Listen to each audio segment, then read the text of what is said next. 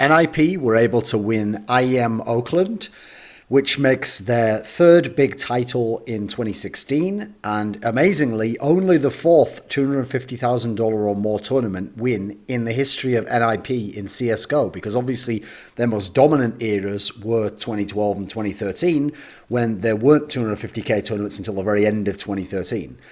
It also marks the first team to actually grab two significant titles in the post-Cologne era, this kind of the parity era where it was different teams winning each of the events. And so that's kind of crazy in itself, because you think about who's out there. Virtus.pro making all those top fours, SK with many top fours. Obviously, SK has won 0 tournaments.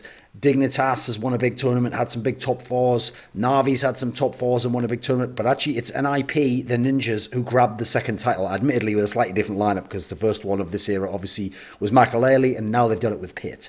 And not only that, but they did this in magical fashion, the way they won this one. So coming into the tournament, their form wasn't that sick. They had top 4 at EPL, where they lost to SK in 3 maps. They're including a Cobble decider, which would obviously be ominous for this tournament. They got out of the E-League group, but did so in second. They were smashed by Virtus.pro and Cobble, interestingly enough. And in the decider, they beat G2, who's kind of ailing at the moment. In the group stage of this tournament, they were in a killer group, just as they had been at ESL Pro League. They got out in 3rd place and in fact needed Cloud9 to beat Heroic in the last game to do so, because of how it would have played out, since SK had beaten Heroic. If Heroic had beaten Cloud9, then Heroic would have beaten SK and NiP, so Heroic would be through. And then also, you'd have been in a scenario where SK had beaten NiP, so I think that means NiP would have been out if Cloud9 hadn't won that last game. So they get through, they sneak through the group stage. In the playoffs, they have what looks to be the easy side of the bracket, because they have Immortals and they have FaZe, whereas SK, Astralis, teams who were very dangerous in the tournament to that point, are on the other side of the bracket. So in the opener, they play the Immortals, who's obviously just got Steel and are looking good, but they've still got some things to figure out. And NiP convincingly 2-0s them. Freiburg was pretty huge in that series and has been in better form than he was over the last couple of months. They go into the semi-finals against FaZe, who'd obviously topped the group and had a very impressive group stage performance, including beating NiP. It's a really close 2-1 series. The first game's Nuke, and it goes to overtime. The guys from FaZe really push them the whole way. Forest basically has to go God mode to get NiP the win. Then they go to Train, and on Train, FaZe thrashes NiP. It's not even close. It's actually the most one-sided map of the series. Then you go to Overpass as the decider. The map, obviously, that with Makalele, they've been able to beat G2 to win their last title. And a map that FaZe, with Carrigan in the lineup, had shown some good form on. Like, actually, teams led by Carrigan, so FaZe and then Astralis, going back into the time when they were TSM and Dignitas. I ran the numbers, and they were something like 66% win rate. They'd won like 35 out of 55 maps on that. So Carrigan always a specialist on this map, and he managed to make it close this time. But NiP snuck a 16-13 win, and were able to close it out in that second half in what was a very close, very trying series overall. They came into the final against SK as the underdog, because SK's run against Astralis had been really impressive. Like, SK had closed out a close Train game.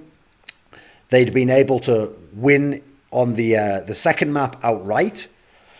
And so as a result, you looked at it and thought, right, well, I mean, Astralis looked like they could have won, but SK's won. They've even won on one of their weak maps, Mirage, so this is all great stuff.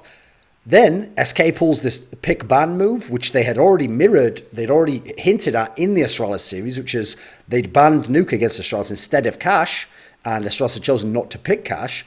And so in this series, SK did the same. Because NiP is one of the best teams in the world on Nuke, SK Gaming was willing to ban Nuke, the map that they don't really play and haven't had success on. NiP did not respond by picking Cash. They did respond by picking Cash. What NiP did not respond doing, though, is NiP did not do a ban of something else than Mirage. They went with their classic Mirage, which admittedly, SK had just beaten Astralis on, but SK had been quite weak on Mirage, because up until the Astralis win, they'd been like 1 out of their last 5, and one of those had been an overtime victory over VP. So actually, you look back at it, and if SK had won it, and if SK does this ban onto Nuke, then NiP could have responded with a ban rather onto Train, and therefore ensured that this very dominant map that SK had won the last 16 in a row on wouldn't be in the series and instead dare SK to pick Mirage, the map that, they just won on, and sure is the permaban of NiP, but in theory would be easier to play than playing them on Train. Now, as it happened, SK was allowed to pick Train, SK smashed them on Train, and it was 17 straight wins for SK on Train. Cash comes in second, NiP pick it. It's obviously the former permaban of the guys from SK, and SK had not played it since they'd made it their permaban back after DreamHack Malmo. So the Cash game, quite frankly, was too close for comfort. Yeah, NiP was running away with it on the first half, dominant T half, but then SK really got back in that game, and they'll look back at that as the map as like, hey, we could have had this series right there. They make this really sick run, but NiP finally responds, they finally get the win, and we go on, and again, it took another Forest God mode performance. Then we go to the decider, which was Cobble. Now, the key here is that in the 3 previous series that NiP lineups had played against the SK core, they had lost all 3 series on a deciding Cobblestone game. In this very group of IEM Oakland, they had played Cobble against SK, and they had gotten smashed on it completely. So they had to themselves be feeling like it's going to take a lot to win on this particular map. And Cobblestone had really been the map that had put the map pool of SK over the top when they'd gotten that dominant win in Cologne to win the major. So in we go to this deciding map. And it has to be said, first and foremost, before you get to any other player, the guy who delivered a big Game 3 was Freiburg. Now, Freiburg had some big games in the playoffs, such as against Immortals, but overall his stats for the tournament, not incredible. His stats over the last few months, not that sick. He had a good final, obviously, at Star Series, but in general for that tournament, not as amazing. But this time around, this Game 3 was a big performance by him, and if he doesn't deliver that, I think they lose and SK wins like a narrow contest there. Then you've got to add in that they had Forest with that hero round, where I think that was the round where it was 14-13 to SK. Really big round, the one where he's in the danger area and he gets those 2 kills onto the side of people. Those are massive kills in terms of what they do to the round and the economy of the opponent.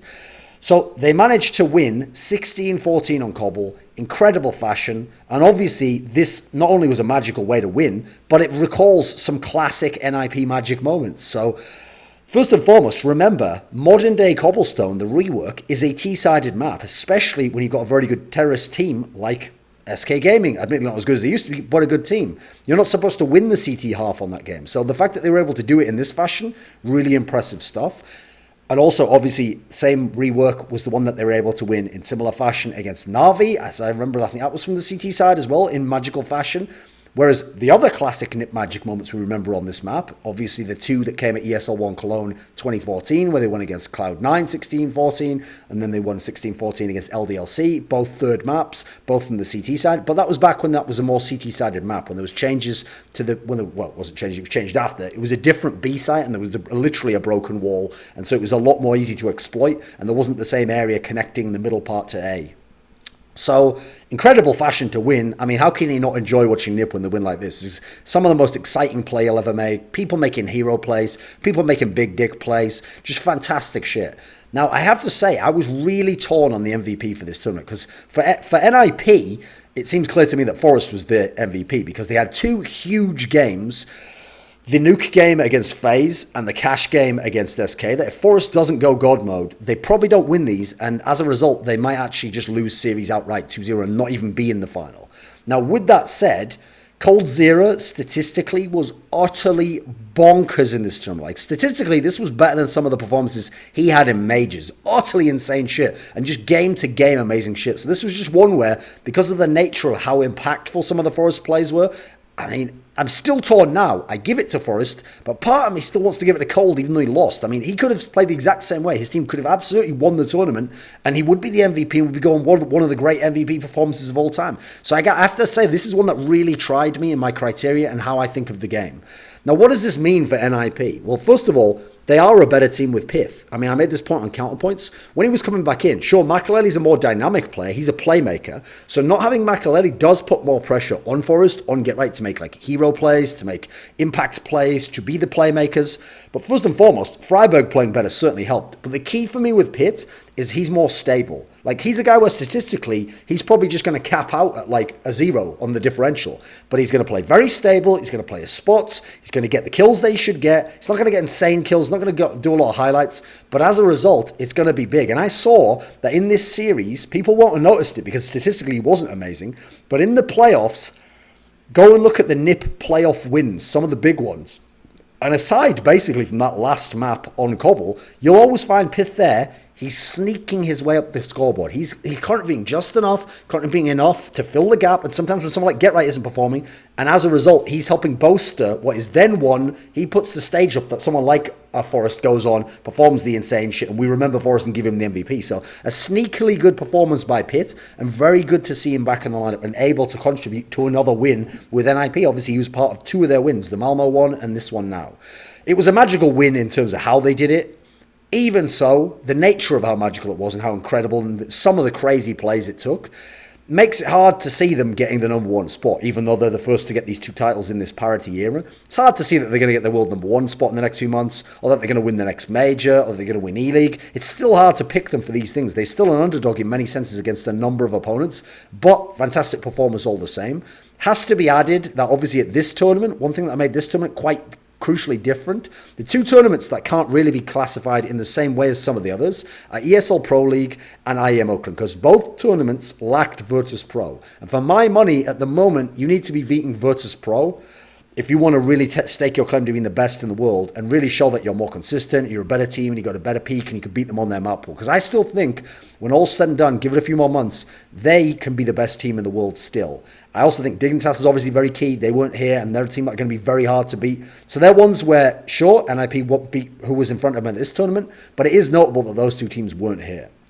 Now, it's notable that they weren't here, but now we go in 2 weeks to the E-League playoffs, where NiP plays Astralis in their opener. Now, Astralis, as we've seen this tournament, is not a fucking joke. Great group stage game, had their chances on train against SK. That's going to be very interesting itself. Then, if they can beat Astralis, which is no joke, that's already quite a toss-up of a game, they will be playing the winner of SK and Dignitas. Now, both of those teams are going to be tough. It's Dignitas especially. I have a hard time seeing NiP beat them, because, for example, they don't have the nuke advantage there. SK obviously would be really fun to see them rematch against, and if they can win against those two teams, which would be legendary shit, and make the final, from the other side of the bracket, that's where FaZe and Virtus Pro is. Obviously, FaZe looking a lot better. Virtus Pro, like I say, still probably the favourite for most tournaments they enter. So E-League's going to be a big decider for this NiP team, and I certainly want to see them play in that playoff. So fantastic to see more NiP magic. It's always great to see players revive for a round or a half or a game or a tournament. Let's see what it means going forwards, though. I think they kind of stole Oakland here. Now, listen, incredible way to do it, but I think there was a few different scenarios where FaZe wins that semi, SK wins that final. Maybe NiP doesn't even get out of the group stage. They had their lives were in the hands of Cloud9. Interesting stuff, a fantastic tournament, but not a convincing one, not a dominating one.